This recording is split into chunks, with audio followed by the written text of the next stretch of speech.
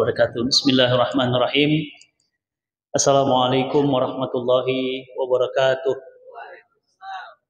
Alhamdulillah, summa alhamdulillah, wa la ilaha illallah, Allahu akbar. Alhamdulillahi rabbil alamin. Salatu wassalamu ala asrafil anbiya'i wal mursalin wa ala alihi wa sahbihi wa sallim. Ashhadu an la ilaha illallah wa ashhadu anna Muhammadan abduhu wa rasuluhu la nabiyya ba'dah. Allahumma salli wa sallim wa barik ala Sayyidina Muhammad wa ala ali Muhammad.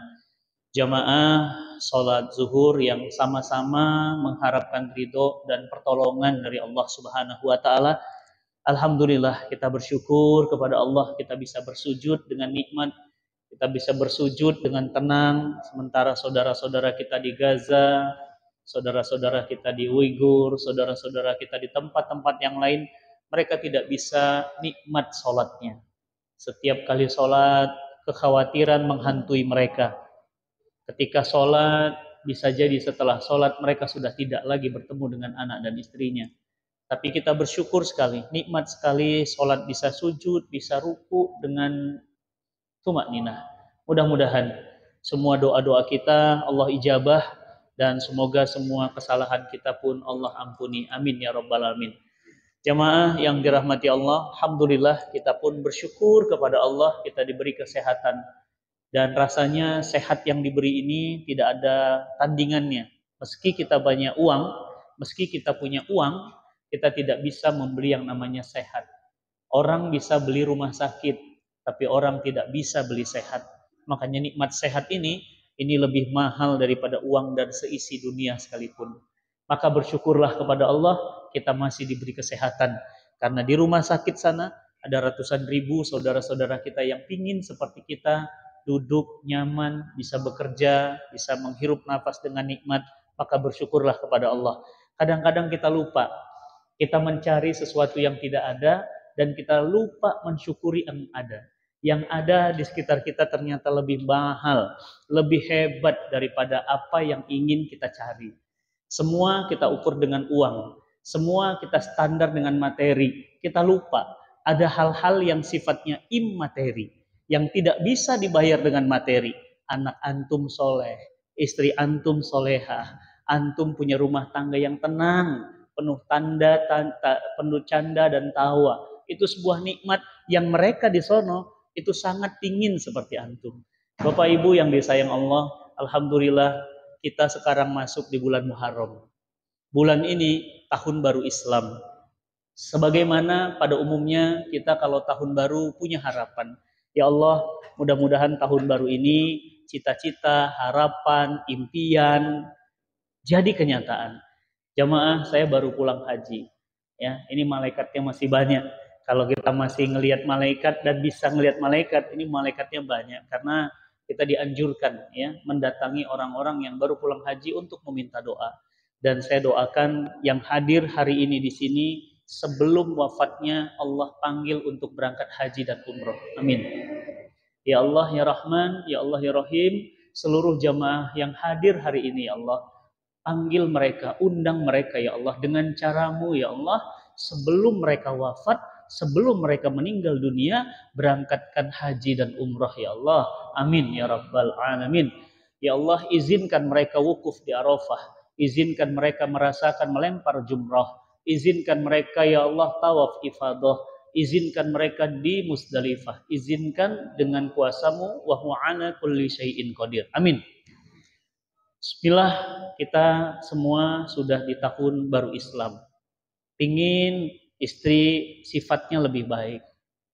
Pingin istri suaminya juga berubahlah. Yang nggak baik jadi lebih baik. Bapak, ibu pingin banget anaknya tuh makin soleh. Pingin banget kita kantor kita itu sistemnya lebih baik, gajinya lebih baik, semua lebih baik. Hati kecil seorang manusia pasti cinta yang namanya baik. Antum tuh nggak suka yang jelek-jelek, yang buruk-buruk antum nggak suka. Makanya kalau kita berbuat buruk, kita pasti sembunyi-sembunyi. Makanya kalau antum maksiat, itu kalau terang-terangan, itu antum berarti hatinya sudah mati. Orang kalau hatinya masih hidup, itu kalau dia tahu itu salah, dia pasti sembunyi-sembunyi. Untuk menandakan apa? Dia nggak suka sebenarnya. Dia takut sebenarnya. Itulah kenapa orang maksiat itu minta dimatikan CCTV, minta dikunci pintunya, minta dimatikan lampunya. Tes, tes, tes, tes.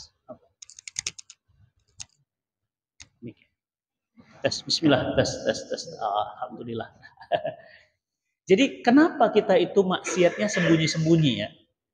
Kenapa kita maksiat sembunyi-sembunyi? Kenapa nggak ada yang berani maksiat itu terang-terangan? Kalaupun mereka terang-terangan, antum tahu isi hatinya. Mereka menangis. Demi Allah, saya sudah ketemu dengan orang-orang yang maksiatnya terang-terangan. Dan mereka sekarang bertaubat. Mereka bilang apa? Nggak enak Ustaz. Nggak ada yang mau maksiat itu terang-terangan. Semua orang tuh takut sebenarnya, malu. Cuma karena hatinya dimatikan sekali, 2 kali, 3 kali, 4 kali, lama-lama itu hati mati. Makanya orang nggak merasa membunuh itu bersalah. Karena melakukan itu prosesnya panjang sampai kemudian hatinya mati. Makanya orang jadi pelacur itu dalam tanda kutip tidak merasa bersalah. Padahal dia merasa bersalah di awal-awal. Tapi karena terus dilakukan, hati itu kata Imam Ghazali seperti kaca, seperti cermin. Coba lihat cermin, bersih, bening, awalnya. Kemudian datang debu, antum nggak bersihin, nempel terus. Nggak sholat, nempel terus. Nggak zikir, nempel terus. Kotor, pagi, siang, malam, sore, kotor terus. Lama-lama cermin itu hitam dan cahaya tidak bisa masuk. Dan kalau cahaya sudah tidak bisa masuk, maka kemudian matahari tidak bisa menyinari, hidayah tidak bisa masuk. Itulah kenapa orang kalau hatinya sudah gelap, susah dapat hidayah. Ini orang-orang lembut hatinya nih. Mau datang, itu berarti ciri-ciri hati antum masih hidup. Kajian ya, iya. Ntarlah makan siang, ntar lagi saya ingin mendengar nasihat. Mungkin hati saya yang keras ini bisa melembut. Berarti antum sebenarnya ingin membersihkan hati. Makanya apa kata Allah di dalam Quran? Qad aflaha man zakkaha wa qad khaba man dasaha. Beruntunglah mereka, kata Allah, dipuji sama Allah. Apa kata Allah? Beruntung mereka. Kenapa? Karena mereka mensucikan jiwa mereka. Wa qad khaba man dasaha. Rugi mereka. Kenapa rugi? Mereka mengotori hatinya. Berarti yang membersihkan hati dan mengotori hati itu siapa? Kita sendiri. Ada kajian, waktu kosong, pergi aja dah nanti. Sombong, awalnya cuma setitik. Lama-lama satu kaca hitam semua. Mulai dikasih tahu istri, Mas, sholat Mas. Terserah kamu, ini masing-masing aja urusan. Mas, jangan makan riba, Mas. Riba itu dosa besar. Diam kamu. Lama-lama hati mati, bahkan berani untuk kemudian keluar dari Islam. Dosa itu nggak ada yang ujuk-ujuk, Mas. Nggak ada orang ketemu laki-laki perempuan kenalan langsung zina tuh nggak. Orang tuh proses dulu. Dosa-dosa itu dari mata dulu. Mulai dari mata turun ke hati, hati turun ke kemaluan. Lama-lama ingin melakukan. Dosa itu proses. Makanya kebaikan juga berproses. Awalnya antum nggak pernah duha. Cobain duha sekali. Berat memang 2 rakaat. Nggak biasa. Cobain lagi besok. Mulai berani 4. Mulai berani masa cuma 4, 6, lama-lama 8, lama-lama 12. Begitulah kebaikan. Jadi kebaikan itu ada prosesnya dan kejahatan juga ada prosesnya. Makanya nggak ada orang jadi, maaf ya, jadi gangster itu ujuk-ujuk. Ya, ini salah satu nanti, Masya Allah, antum harus hadir Bapak Ibu. Setahun sekali, Amazing Muharram tahun ini, itu ada salah satu bintang tamu yang hidupnya gelap banget. Pekat banget. Ya, kalau kita Bu, maaf ya, ini mah bandelnya masih nanggung. Kalau ini perempuan bandelnya nggak nanggung-nanggung. Dulunya, maaf, pemain video ya porno edisi internasional. Kelamnya kurang apa coba? Padahal tadi apa? Wanita baik-baik, kampus biasa, anak baik. Ya kalau bahasa kita anak soleh, anak yang nggak sangat menjaga kehormatan. Orang tuanya juga dari keluarga baik-baik, kuliah ke Amerika, mulai bergaul dengan lingkungan yang buruk. Mulai setitik noda, lama-lama jadi pemain. Begitu jadi pemain, begitu gelap pekat, yang namanya gelap pekat merindukan cahaya. Ada temannya ngirim Quran, karena dia orang Jepang, dikirimkan Quran berbahasa Jepang. Yang kemarin Dr. Sensei Kyoichiro Sugimoto datang, beliau yang buat Quran itu. Beliau menerjemahkan Quran, ya. 4 jam sehari selama 2 tahun. Coba antum ambil Quran, terjemahin 4 jam. Bayangin, orang Jepang kalau sudah masuk Islam, konsistennya luar biasa. Makanya kita tuh kenapa bangun masjid di Jepang? Karena orang mereka itu culture-nya, itu kalau sudah ambil sesuatu, komitmennya luar biasa. Beliau terjemahin 4 jam, dari subuh, bayangin. Berarti 6, jam 6, taruh jam 6, jam 10 baru selesai. Setiap hari selama 2 tahun. Dan Quran yang dibuat oleh Sensei Kyoichiro Sugimoto itu, terjemahan Qurannya, itu kemudian dibaca oleh yang sekarang nama Islamnya Nura Istiqbal, seorang wanita. Dia baca, menangis, karena dia baca bukan lafaz Qurannya, tapi dia baca terjemahannya. Dia nangis, dia rindu kepada Robnya, dia bertobat, dia berhenti kemudian dari dunia pornografi, dan dia keluar dari dunia itu, dan dia berhijab, masuk Islam, dan kemudian hadir nanti di acara. Dia akan cerita sama kita, bagaimana proses, kenapa orang bisa seperti itu dunianya. Maka teman-teman jamaah yang disayang Allah, jangan coba-coba. Itulah kenapa kita diminta sholat. Kenapa sholat? Karena antum dari pagi tadi ke zuhur, itu sangat mungkin banyak noda-noda yang nempel. Dibersihkan di zuhur. Antum manusia, sama kayak saya. Keluar dari sini, kotor lagi. Mata, mulut, telinga, hati, kaki. Kotor lagi nih, dibersihin nanti di asar. Antum datang lagi, ya Allah, bersihkan hamba. Bersih lagi. Bersih lagi. Keren Islam. Dari asar ke maghrib, mungkin kotor lagi. Uyil-uyilan di kereta api.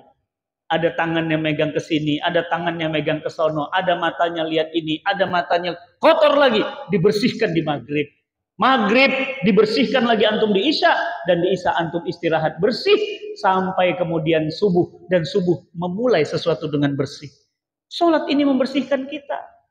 Jadi antum kebayang, kita aja yang sholat masih mungkin berbuat jahat. Masih mungkin berbuat jahat. Saya akan sampaikan. Apalagi mereka yang nggak sholat. Mereka yang sholat saja masih ada potensi. Masih ada kemungkinan berbuat maksiat. Apalagi mereka yang tidak sholat. Maka di bulan Muharram ini bulan hijrah. Momen. Maka mulai dari bulan Muharram ini, yang nggak biasa berjamaah, rutinkan berjamaah. Oh, udah setengah 12, udah meeting stop. Kenapa? Allah mau manggil, yang ngasih rizki, yang ngasih hidup, yang ngasih sehat, yang ngasih jodoh, yang ngasih anak, mau manggil kita. Kalau kita dipanggil dirut aja paniknya luar biasa, bagaimana kalau dipanggil azan? Biasakan terus, kebiasaan-kebiasaan kecil akan jadi habit. Sebagaimana Quran, antum nggak biasa baca Quran, sehari nggak biasa, mulai 1 ayat aja, habis zuhur, nggak usah lama, nggak usah banyak, 1 ayat aja.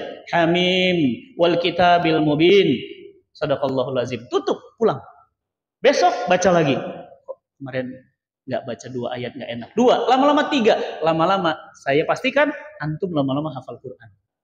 Kenapa? Karena semua itu bermula dari sedikit dulu, ya. Makanya maaf, nih saya jelasin, maksiat itu ada polanya. Taat itu juga ada polanya. Polanya muter tuh. Dikit, lama-lama masuk lebih dalam. Dan masalahnya, kalau sudah masuk terlalu dalam, itu susah keluarnya. Makanya hanya hidayah yang bisa membuat orang itu keluar dari jeratan gelap hitam itu. Umar bin Khattab, lihat Umar bin Khattab. Pedangnya aja, itu panjangnya 1,5 meter. Ada sebuah riwayat bilang 1,6 meter. Bisa kebayang. Kalau pedangnya aja tingginya, besarnya seperti itu, bisa kebayang orangnya seperti apa. Orangnya tinggi besar, bahkan dalam sebuah riwayat dikatakan kalau dia naik kuda, itu kakinya tuh nempel ke bawah. Bayangin antum besarnya badan Umar. Mana mungkin orang 1,6 pedangnya, orangnya 1,7. Kegedean pedang, Mas. Berarti kebayang besarnya badan Umar. Mungkin 2 meter lebih, prediksi saya, tinggi besar. Apa yang terjadi? Begitu melihat nama Muhammad, marahnya luar biasa, ngamuknya luar biasa. Adiknya lagi baca Quran, hatinya tersentuh. Dia marah mencoba menutupi mata hatinya, dia tonjok adiknya sampai giginya patah. Dan dia katakan, "Di mana Muhammad?" Dan kemudian adiknya bercerita, Muhammad ada di tempat ini dan tempat itu. Kemudian dia bawa pedangnya itu dan dihadapi Muhammad SAW. Begitu melihat Nabi sedang kemudian berbincang-bincang dengan para sahabat, hatinya mendadak luluh. Kemudian Allah Subhanahu wa taala melembutkan hatinya dan asyhadu alla ilaha illallah wa asyhadu anna Muhammadar Rasulullah, dan dia wafat mati, meninggal dunia, tidur selamanya di samping baginda Nabi SAW. Dulu orang yang sangat benci, di akhir orang yang sangat mencinta. Bahkan istri Nabi pun tidak di samping Nabi. Ini lebih-lebih istri. Bayangin antum. Lebih-lebih istri. Padahal dulu orang yang paling benci sama dakwah Islam. Jadi kalau kita lihat teman-teman kita di luar, benci banget sama sholat, benci banget dengan Quran, benci banget dengan saum, benci banget dengan hijab.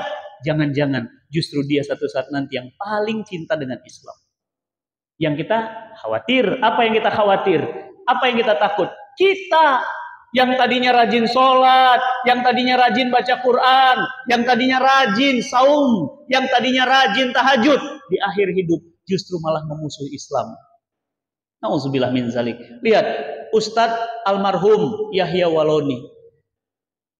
4-5 tahun lalu saya ketemu beliau. Saya bilang, Ustadz, saya kagum sama antum, Ustadz. Saya bilang, enggak Ustadz Fatih, saya yang kagum sama antum. Enggak Ustadz, saya enggak ada apa-apa. Saya cium tangan beliau. Saya enggak ada apa-apanya dibanding antum, Ustadz. Antum ini dulu pendeta besar di Manado.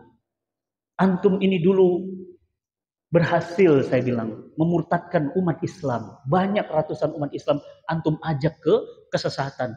Sekarang mungkin sudah ribuan orang-orang yang tidak dapat hidayah antum masukkan ke dalam Islam.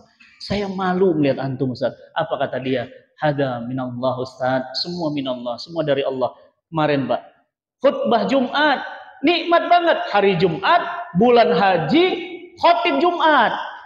Saya aja belum tentu wafat dalam kondisi begitu. Beliau kemudian mau khutbah kedua, duduk sebentar, begitu berdiri mau khutbah kedua, beliau menghembuskan nafasnya yang terakhir. Nikmat sekali. Pertanyaannya, apakah kita nanti akan seperti itu di akhir cerita? Apakah kita wafat dalam keadaan sholat? Apakah kita wafat dalam keadaan sujud? Apakah kita wafat dalam keadaan berzikir kepada Allah? Atau justru kita wafat justru lagi maksiat? Maka jamaah yang dirahmati Allah, dari sini kita jadi tahu betapa yang penting itu pernah tenggelam. Nggak apa-apa. Ustadz, saya dulu punya masa lalu yang gelap. Ustadz, dulu saya punya masa lalu yang kelam. Masa lalu, yang penting sekarang. Coba kita lihat lagi, siapa misalnya, ya, ada salah satu juga nanti yang hadir, ya, di Amazing Muharram tanggal 13 Juli itu di SICC. Ada yang namanya Koh Dennis Lim. Mungkin teman-teman pernah hadir beliau di sini. Coba lihat, beliau itu dulu bandar judi di Thailand. Bayangkan orang pemain judi di Thailand itu bukan kayak kita main pinjol yang mungkin angkanya cuma cepek 2 cepekan gitu. Mainnya gede-gedean dan dia bandar judi. Dan di akhir hidupnya beliau tinggalkan itu semua dan sekarang berdakwah bersama kita. Jadi orang-orang yang seperti ini tuh nggak mudah. Lihat pula bagaimana Profesor Dr. Safi Antonio, SMP kelas 3 masuk Islam. Ibunya usir dia, bapaknya usir dia, kakak adiknya usir dia. Dia terdampar di sebuah musola. Akhirnya diambil sama ketua DKM, diurus jadi marbot. Diurus jadi marbot, dia belajar Quran dan kemudian dia hafal Quran. Setelah dia hafal Quran, dia lanjutkan kuliah ke Jordan, full beasiswa gratis. Dia dapat tiket dari DKM, patungan keropak masjid untuk kuliah dia ke Yordan. Dapat tiket pergi, nggak ada tiket pulang, kata beliau. Jadi apa? Ya sudah, kalau pergi nggak ada cerita pulang lagi. Ditinggalkan bapaknya, ditinggalkan ibunya, ditinggalkan keluarganya. Tapi sebelum berangkat dia bilang apa? Ini, Nio, insya Allah akan menjadi profesor pertama yang bahagiain keluarga. Saya akan menjadi orang yang akan membahagiakan ibu. Dan benar, beliau sekarang pakar ekonomi dan perbankan syariah. Kalau Habibie buat pesawat, kita ingat Habibie, ingat buat pesawat. Kalau ingat Profesor Safi Antonio, beliau buat bank-bank syariah. Seluruh bank syariah, seluruh asuransi syariah hari ini, mungkin saya katakan hampir seluruhnya rancangan beliau. Bayangkan luar biasa. Tadinya kafir. Begitulah perubahan. Perubahan itu pelan, tapi pasti. Nggak ada orang perubahan langsung ujuk-ujuk. Maka jamaah yang dirahmati Allah, ini bulan Muharram.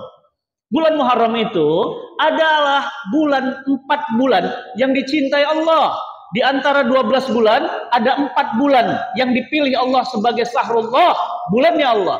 Yang pertama kita sudah lewat, Dzulhijjah, Dzulqa'dah, Rajab, dan ini Muharram. Ini bulan Allah. Apa yang harus kita lakukan di bulan Muharram? Perbanyak amal-amal soleh. Kata Nabi SAW, barang siapa yang beramal soleh di bulan itu, Allah lipat gandakan. Antum tadi sedekah tuh keropak. Jangan biarin keropak lewat. Sedekah apalagi Muharram. Kenapa? Pahalanya double. Antum sedekah 50.000, Allah catatnya 100.000 lebih. Tapi kalau antum berbuat maksiat di bulan ini, dosanya juga double. Ya, dosanya juga double. Nauzubillah min zalik. Ya, katakan misalnya korupsi bulan ini. Ya. Makanya kalau mau ngerancang korupsi jangan di Muharram. Ya, bulan lain carinya. Canda ya. Nah jadi dosanya double. Ya, zina bulan ini double hitungnya. Apalagi makan riba bulan ini double hitungannya. Jadi double hitungannya. Jadi berapa? Berapapun yang kita lakukan, kebaikan-kebaikan lakukan di bulan ini. Dan bulan ini dijadikan Umar bin Khattab radhiyallahu an sebagai awal penanggalan Islam. Dulu kita nggak punya tanggal Islam. Dulu kita pakainya ya sama, Januari, Februari, Maret, April, Mei, Juni, Juli, Agustus. Itu punya Masehi. Kita nggak terbiasa pakai tanggal-tanggal Islam. Bahkan banyak di antara kita nggak hafal setelah Muharram apa ya? Setelah bulan Syafar apa ya? Setelah bulan Rabiul Awal apa ya? Setelah Zulhijjah itu apa ya? Nggak biasa. Padahal ini bulan-bulan Islam yang kemudian dijadikan Umar sebagai penanggalan-penanggalan Islam. Kenapa kita punya penanggalan sendiri? Karena kita punya peradaban sendiri. Setelah Nabi kita Muhammad wafat, membangun negara di Madinah, kemudian dilanjutkan Khalifah pertama Abu Bakar Siddiq. Wilayah Islam semakin luas. Umar bin Khattab, Abu Bakar Siddiq wafat, diganti Umar bin Khattab, wilayah semakin luas. Umar wafat, diganti Utsman, wilayah semakin luas.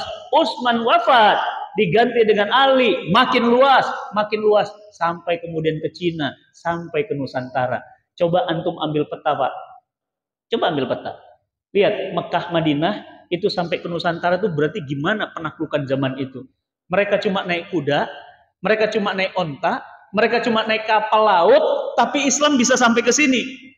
Ya, bahkan salah ya kalau dikatakan sejarah kita ini banyak yang ditipu, digelapkan. Katanya masuk Islam Indonesia itu melalui Parsi dan Gujarat. Ya, bahkan banyak analisa, bahkan bukti-bukti sejarah dari zaman sahabat Nabi SAW, Islam sudah masuk ke sini. Para sahabat itu sudah masuk ke sini. Buktinya apa? Di zaman Musa, ketika mengawetkan Fir'aun, itu ngambil kapur pengawet mayatnya udah dari Barus. Tahu Barus? Coba ambil peta, ketik aja Barus. Namanya kapur Barus. Untuk apa itu? Ngawetkan, salah satunya ngawetkan mayat, Mas. Itu ngambil penghasil terbesar itu di Barus. Barus itu ngambil kapur untuk kemudian mengambil untuk mayat. Dan itu sudah dari zaman Nabi Musa. Antum bayangkan Nabi Musa ke Nabi Muhammad berapa puluh ribu tahun. Jadi kalau Nabi Musa aja zaman itu sudah biasa ke Indonesia naik kapal, apalagi zaman sahabat biasa. Cuma banyak sejarah yang ditutup-tutupi. Ya, banyak sejarah yang ditutup-tutupi. Jadi bayangkan mereka zaman itu berdakwah luar biasa. Menghantar hidayah sampai ke Nusantara. Dan kita hari ini, karena mereka datang ke sini, alhamdulillah dapat hidayah. Islam. Coba bayangkan kalau mereka nggak ke sini. Mungkin hari ini kita nyembah batu.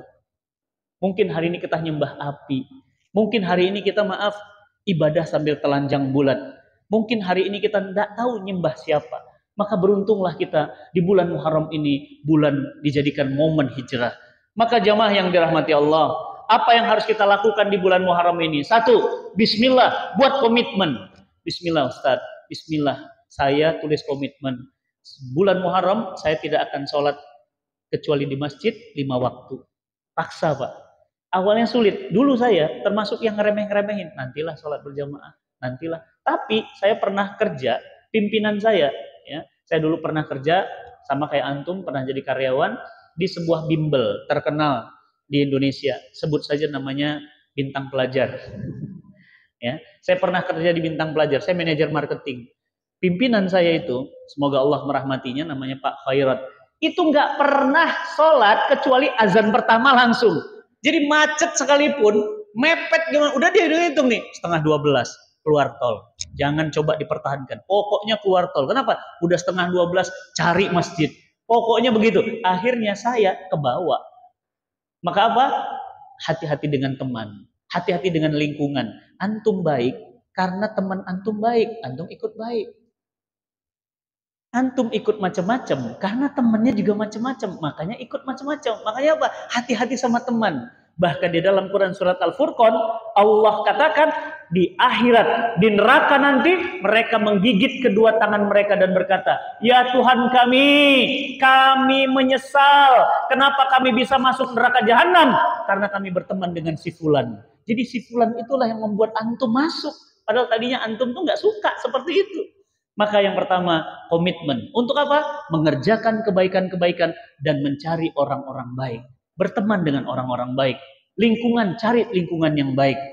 Ya, kalau kemudian lingkungannya berbahaya, kalau lingkungannya mengancam akidah, ini yang diperintahkan oleh Allah, hijrah. Apa lingkungan, ciri-ciri lingkungan toksik? Mulai pimpinan bilang nggak boleh sholat. Tuh. Yang perempuan, mulai nggak boleh pakai hijab. Itu berarti lingkungan sudah bahaya tuh. Apalagi nggak boleh sholat Jumat. Lama-lama apa? Nggak boleh cuti umroh. Padahal antum diumrohin sama adik. Ngajukan cuti. Nggak bisa kalau untuk umroh. Berarti itu berbahaya buat akidah. Dan kalau sudah berbahaya buat akidah, berbahaya buat syariah, maka harus pindah, harus hijrah. Maka yang pertama, ini bulan Muharram. Tulis komitmen, bismillah ya Allah. Pokoknya saya ingin berubah di bulan Muharram ini. Yang kedua, apa yang harus dilakukan? Doa. Jangan pernah meremehkan doa. Bapak Ibu, saya baru tahun kemarin berangkat haji. Ini berangkat lagi, haji lagi. Kenapa? Doa. Minta sama Allah. Ya Allah, ya Rabbi. Ulangi saya. Kenapa? Di depan multazam itu. Ya Allah, ibu saya itu pingin banget naik haji. Tapi keburu wafat. Dan ibu saya menjelang wafat pun di rumah sakit. Ngomongin, Mama pingin haji. Mama pingin haji. Mama nggak mau wafat sebelum berangkat haji. Makanya doa saya selalu begitu sekarang. Ya Allah, jangan kau wafatkan mereka sebelum mereka pernah berangkat haji. Kenapa? Ibu saya begitu. Ya Allah, jangan wafat sebelum haji. Ternyata Allah punya ketentuan lain. Ibu saya wafat belum haji. Sementara saya sudah haji. Dan hari ini haji. Susahnya minta ampun. Furoda kemarin, nggak ada yang keluar. Travel banyak yang bangkrut. Bayangkan, udah DP hotel, udah biaya pesawat, udah visa, udah bayar segala macam, visanya nggak keluar, jebret puluhan miliar ruginya. Alhamdulillah saya bisa berangkat. Kenapa? Doa dan didoakan. Maka yang kedua, jangan pernah remehkan doa. Kita nggak tahu, mungkin doa ba'da zuhur ini, mungkin doa saya untuk antum, mungkin doa guru-guru lain buat antum, minta doa. Dan saya doa, ya Allah, berangkatkan hamba haji di tahun depan untuk ibunda, ya Allah. Ya Allah, tolong. Kabulkan. Saya berangkat lagi tahun ini, saya membadalkan ibu saya. Capek Ustaz, bukan capek lagi Mas. Namanya haji itu fisik banget. Makanya saya saran antum berangkat haji lagi muda. Kenapa? Kalau antum berangkat haji tua, sakitnya luar biasa. Kenapa? Ngantri toiletnya 100 orang satu toilet. Bisa kebayang? Reguler itu. Kalau VIP gimana? VIP ya satu toilet bisa lah 40-50 orang, lumayan lah. Ya. Dan bayangkan kita mau BAB gimana tuh 50 orang ngantri, ya, mau keluarin di tempat atau mau keluarin lebih cepat? Keluarin lebih cepat aja Ustaz. Kalau gitu kita ngantri jam 2. Ratusan orang, ribuan orang berpikir sama kayak antum. Dia ngantri juga jam 2. Sama dari jam 2. Antum bilang, kalau gitu dipaksa keluar aja jam 12. Jam 12 juga sama ngantrinya panjang. Bayangkan itu. Itu baru toiletnya, belum makannya, belum jalan paginya, belum panasnya. Yang terbaru kami kemarin berangkat 45 sampai 48 derajat Celcius. Panasnya ekstrim, luar biasa. Maka jemaah yang dirahmati Allah, berazamlah kepada Allah untuk kemudian minta, berdoa. Dan jangan pernah di pikiran kita mustahil. Jangan. Pak, kemarin saya ketemu sebelah saya, Pak. Tukang bakso, bakso keliling. Ya, saya bilang, Bang, memang kelihatan kan, mohon maaf, saya kan hajinya kemarin haji plus, ya tentu haji plus itu kan sudah nabung lama dan memang VIP. Ada sebelah nih kok tampilannya biasa gitu. Saya tanya aja iseng gitu. Berangkat haji gimana ceritanya Pak? Gitu. Saya tuh nggak nyangka Pak Ustadz. Saya cuma pedagang bakso. Allahu Akbar. Dah bakso Pak Ustadz. Saya bakso keliling Pak. Ini fotonya. Nanti Bapak kalau mau pesan bakso mampir ke saya. Saya bilang, ya Allah, gimana Pak ceritanya? Saya itu dari lama pingin banget haji. Setiap orang pulang haji saya datangin cium tangannya. Setiap orang pulang haji saya kejar. Setiap ada gambar Ka'bah saya tumpuk di depan rumah, di depan mata saya. Bahkan di handphone saya ditunjukkan. Nih Pak, gambar Ka'bah. Pingin banget haji. Pingin banget haji. Ternyata saya itu lagi dagang bakso. Ya, lagi dagang bakso. Ada rumah gede banget. Suaminya baru meninggal. Mau berangkat haji. Dan kemudian anaknya ini harusnya menggantikan haji juga sakit. Sementara mereka tuh berlima berangkat haji. Harusnya satu, bapaknya batal, anaknya batal. Ibunya bilang, Bang, abang tadi baru dari mana? Kok itu basah-basahan? Wudhu bu, baru selesai pipis, saya wudhu. Bang, abang mau berangkat haji bang. Serius bu, maksudnya gimana? Ya udah, kami bayarin karena ada jatah berangkat keluarga karena anaknya itu sakit, bapaknya meninggal, berangkat haji pak. Coba bayangkan, kadang-kadang susah ditebak. Ya, yang lebih menakjubkan saya pak di daerah Sentul, imamnya sahabat saya, bacaan Qurannya nikmat sekali, bagus sekali. Di belakangnya ada orang udah tua, nggak nyangka. Begitu sholat selesai, bapak ini nangis. Ditanya sama imamnya, kenapa pak? Ayat yang Ustadz baca itu merenyuhkan hati saya meski saya tidak mengerti artinya. Ustadz maaf, Ustadz sudah haji. Belum pak, doakan ya. Bapak ini mu'alaf. Mu'alaf, dulunya Cina, pengusaha besar mu'alaf. Dia bilang, Ustadz berangkat haji sama istri. Berangkat pak, sama istri. Furodah lagi, coba bayangkan. Jadi kadang-kadang haji itu memang bukan urusan uang. Buktinya apa? Kemarin furoda itu 500 juta. Ada yang belajar 1 miliar. Bahkan artis saja banyak yang nggak keluar. Jangan artis. Maaf ya, selevel Ustadz Nuzul Zikri, selevel Ustadz Omar Mita. Nggak keluar visanya. Bayangkan antum. Artinya apa? Haji itu bukan soal siapa-siapa. Ini soal panggilan. Kalau antum sudah dipanggil, maka tidak akan ada yang bisa mencegah. Nggak ada yang bisa mencegah. Cuma pertanyaannya, bagaimana caranya agar kita dipanggil? Bagaimana caranya agar kita dipanggil? Tentu kita harus menonjol. Kalau di antara kita semua sama, pasti nggak akan ada yang dipanggil. Tapi kalau ada yang menonjol salah satunya, dari tadi sholat nggak berhenti, dari tadi nangisnya nggak berhenti, pasti mata saya akan ke sana. Mas, kenapa dari tadi? Nah, tapi kalau semuanya sama, ya tidak akan menjadi sesuatu yang menjadi daya panggil. Maka jamaah yang dirahmati Allah, berdoalah. Terus berdoa, minta sama Allah, ya muqallibal qulub, sabbit qalbi ala ta'atik bidinik. Ya Allah, wahai Allah yang maha membolak-balik hatiku, balikkan hatiku dalam kebaikan. Ini bulan Muharram ya Allah, balikkan hatiku ya Rabb. Yang ketiga, selain berteman lingkungan dengan orang-orang soleh, yang kedua banyak berdoa di bulan Muharram ini. Antum semua saya sarankan banyak-banyak hadir majelis ilmu. Mas izin, antum udah kerja dari Senin sampai Jumat, bahkan Sabtu pun kadang-kadang masuk. Izin, sempatkan antum ke majelis ilmu. Tapi udah Ustadz, biasanya di Asyamil, Ba'da Zuhur, kurang mas. Kurang.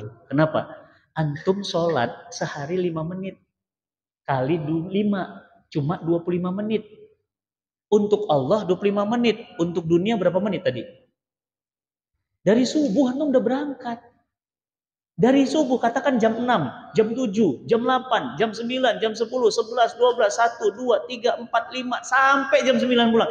Setiap hari bayangkan. Untuk Allah cuma 25 menit ditambah taklim. Kadang-kadang cuma waktu sisa setengah jam, 45 menit. Jadi Allah waktu sisa. Jangan ambil waktu sisa untuk Allah. Sempatkan. Ikut kajian-kajian online live. Ikut kajian-kajian, maaf ya, di dekat-dekat kantor, dekat-dekat rumah. Sempatkan. Kenapa? Karena barokah ikut majelis ilmu itu luar biasa. Teman-teman jamaah semua, saya ini bukan lulusan Al-Azhar. Saya bukan lulusan Madinah. Ustadz Hanan, Mesir. Ustadz Abdul Somad, Mesir, Maroko. Ya. Ustadz Adi Hidayat, Mesir, Maroko, Libya. Ustadz Fatih Karim, saya mah cuma lulusan IPB. Loh, kok bisa seperti ini? Berkah saya duduk di majelis ilmu. Kemarin saya berangkat haji ketemu sama Agib. Saya bilang apa? 2 kali saya ketemu haji itu ketemu sama Agib. Saya bilang, andai saja waktu itu ada handphone, mungkin AA akan saya foto. Kenapa Ustadz? Saya dulu duduk di majelis AA. Serius Ustadz? Tahun berapa? Tahun 97. Serius? Iya, di Darut Tauhid. Saya di bawah A. Saya nulis sambil nangis. Apa saya bilang? Ya Allah, Robbi, nikmatnya kalau bisa duduk bersama. Ya Allah, nikmatnya. Doa tuh. Makanya jangan remehkan doa. Ya Allah, nikmatnya kalau bisa mencium tangan beliau, bisa bersama beliau. Dan benar, doa itu Allah ijabah. Doa itu Allah ijabah. Kapan? 10-15 tahun setelah itu, saya sekarang rutin ngisi bareng sama Agim di Istiqlal. Duduk bersama beliau, bahkan berangkat haji bersama beliau, bahkan bisa sekarang ngisi pengajian Amazing Muharram di Tokyo nanti bersama beliau tanggal 27. Doa, kita nggak tahu. Doa antum 10 tahun lagi terwujud, kita nggak tahu. Ya, doa antum 20 tahun lagi nggak tahu. Anak yang antum bilang di rumah itu bandel banget, ternyata 20 tahun lagi kaget antum. Kenapa? Imam Masjid Nabawi. Amin. Nggak tahu. Nggak tahu. Emang mak saya tahu? Mak saya sama kayak mak antum, mak rumah tangga biasa. Bahkan saya anak broken home lagi. Bapak ibu saya cerai, saya SD kelas 6. Bapak saya nikah lagi, ibu saya jadi TKI. Siapa yang sangka, Mas?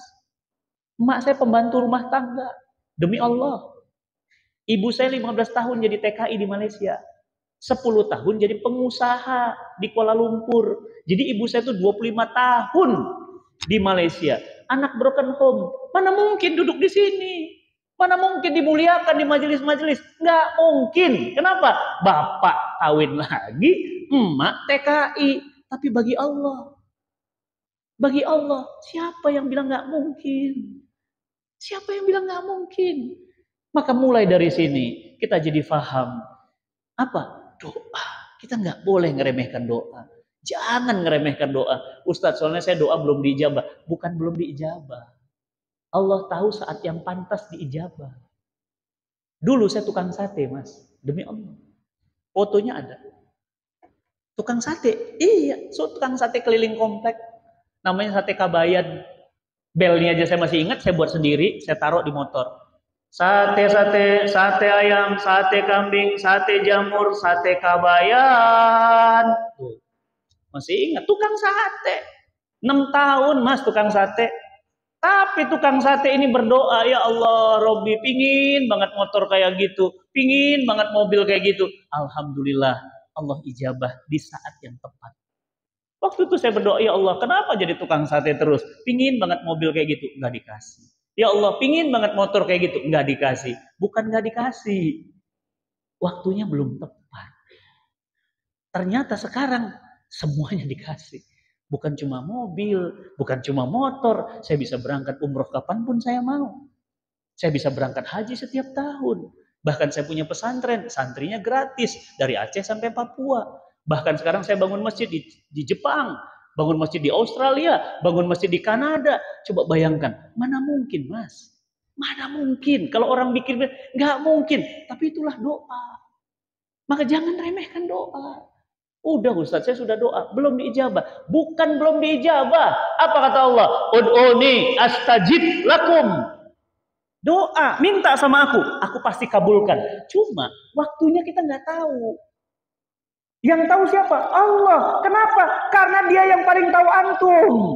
Antum nggak tahu diri antum sendiri. Ya Allah, anak pertama terima kasih ya Allah, sudah lahir. Anak kedua ya Allah, 2 tahun lagi ya, 2 tahun nggak dikasih. Minta lagi 3 tahun, nggak dikasih. 4 tahun, nggak dikasih. 5 tahun, nggak dikasih. Minta lagi ya Allah, anakku sebatang kara ya Rob, anugerahkan 1 lagi, nggak dikasih. Dikasih kapan Mas? 10 tahun baru dikasih lagi. Jadi nggak semua antum minta langsung dikasih. Nanti antum besar kepala, sombong. Orang nggak dikasih aja antum nggak sholat, apalagi dikasih. Jadi Allah tuh tahu banget kapan dikasih. Kapan dikasih. Saya doa udah lama tuh. Ya Allah, maaf ya, ada artis namanya si X. Saya doain, ya Allah, dapat hidayah nih orang, dapat hidayah. Enggak juga. Ya Allah, kok makin bandel ya Allah, ya Robbi, panggil dia, ya Allah, pertemukan hamba dengan dia. Alhamdulillah ketemu. Ketemu, dan bukan cuma ketemu, berubah total. Itu momennya. Kadang-kadang ada momen yang kemudian Allah tahu ini waktu yang pas, ini saat yang pas, ini jalan yang pas, dan itu hanya bisa dengan doa. Jadi 3 tips dari saya untuk hari ini di bulan Muharram. Yang pertama, hati-hati dengan teman, hati-hati dengan lingkungan, karena teman dan lingkungan akan mempengaruhi hidup kita. Yang kedua, jangan bosan, jangan pernah remeh dengan doa.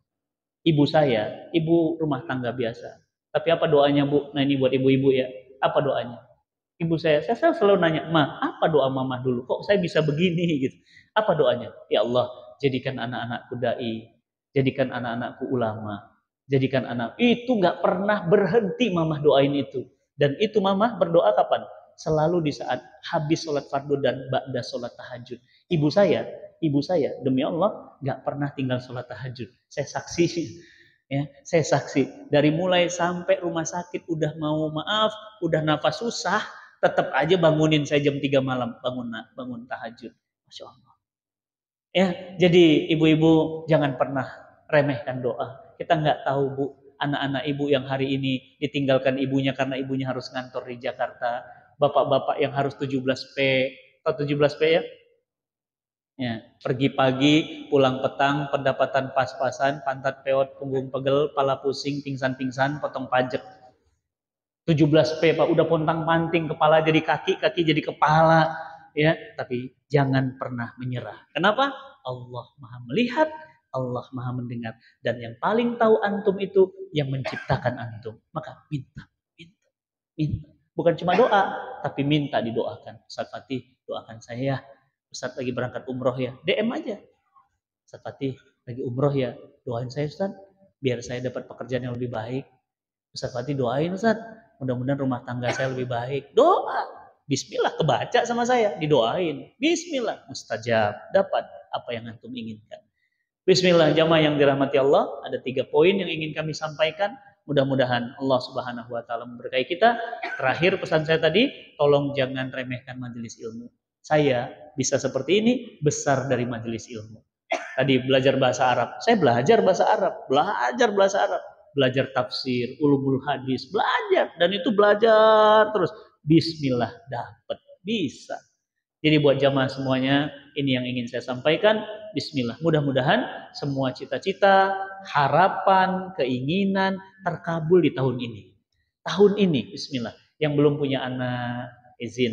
Mudah-mudahan tahun ini dapat keturunan ya.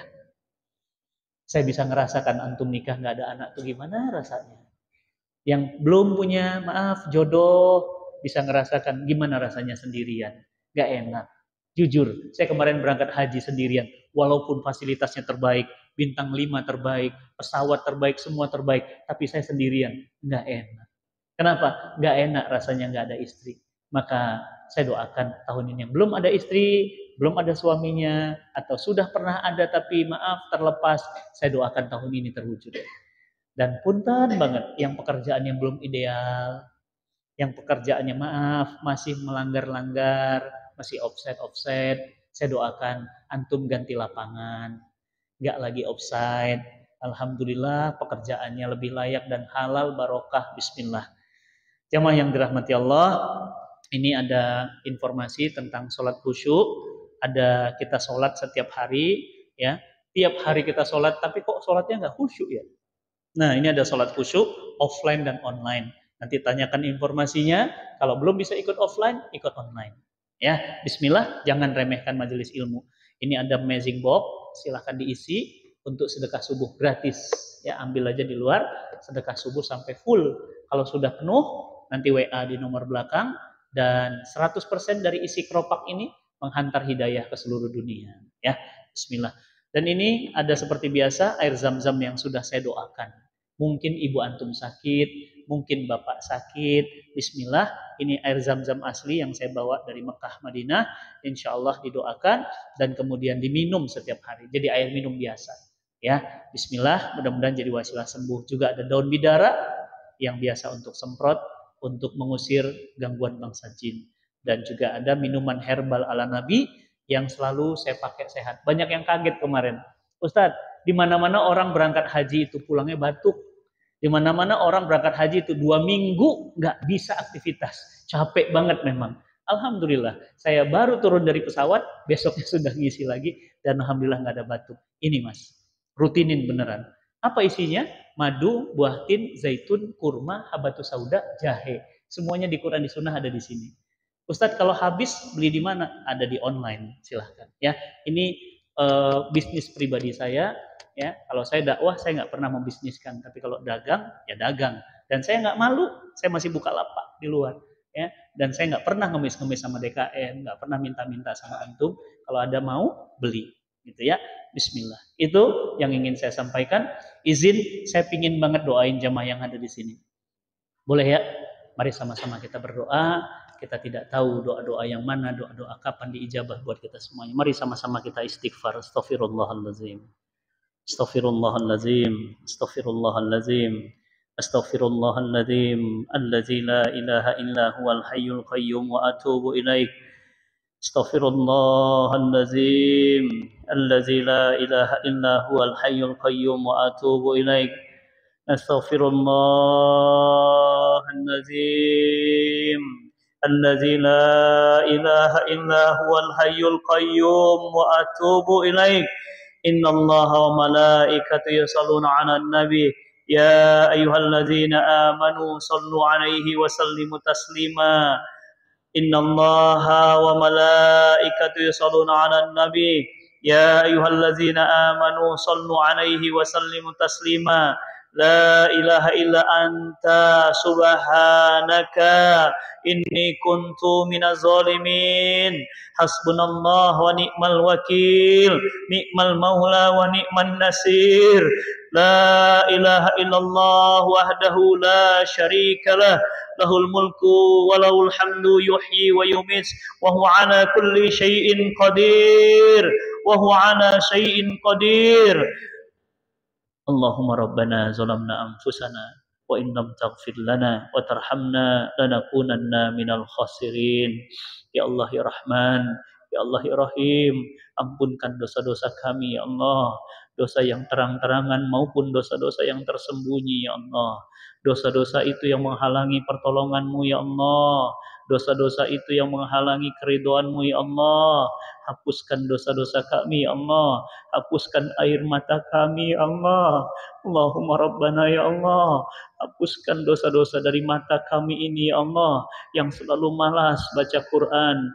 Ya Allah, hapuskan dosa di tangan-tangan kami ini ya Allah, yang sering memegang yang bukan hak kami dan sering mengambil yang bukan milik kami.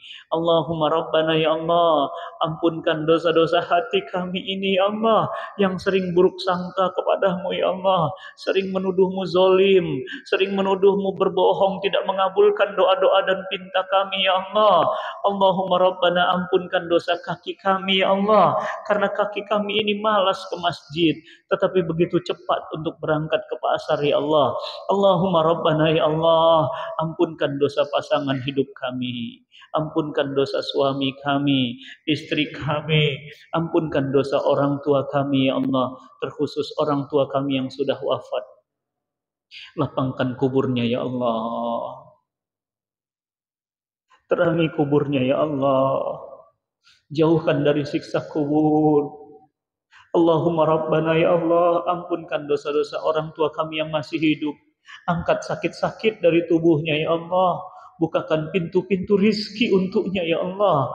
Allahumma rabbana hab lana min azwajina wa dzurriyyatina qurrata a'yun waj'alil muttaqina imama. Ya Allah, jadikan anak-anak kami anak-anak yang soleh, jadikan anak-anak kami anak-anak yang soleh, jadikan rumah tangga kami sakinah, mawaddah, warahmah. Ya Allah, anugerahkan kami rumah tangga layaknya surga yang dipercepat di dunia ya Allah. Allahumma rabbana la tuzigh qulubana ba'da id hadaitana wa hab lana min ladunka rahmah innaka antal wahhab. Ya Allah, semua yang hadir hari ini ya Rabb, jangan Kau wafatkan mereka ya Allah sebelum mereka haji dan umrah ya Allah.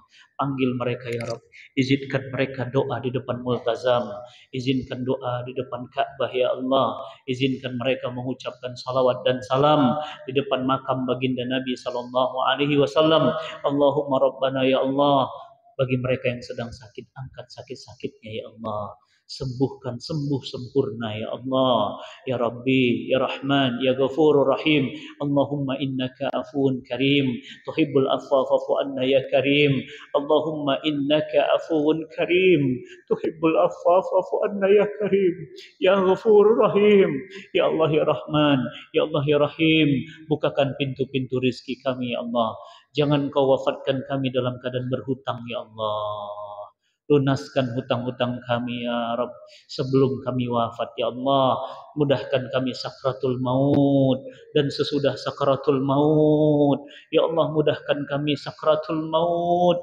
Mudahkan kami mengucap kalimat La ilaha illallah Muhammadur Rasulullah. Rabbana atina fid dunya hasanah wa fil akhirati hasanah wa qina azabannar wa qina azabannar وقنا عذاب النار برحمتك يا غفور رحيم سبحان ربك رب العزة عما يصفون وسلام على المرسلين والحمد لله رب العالمين الفاتحة.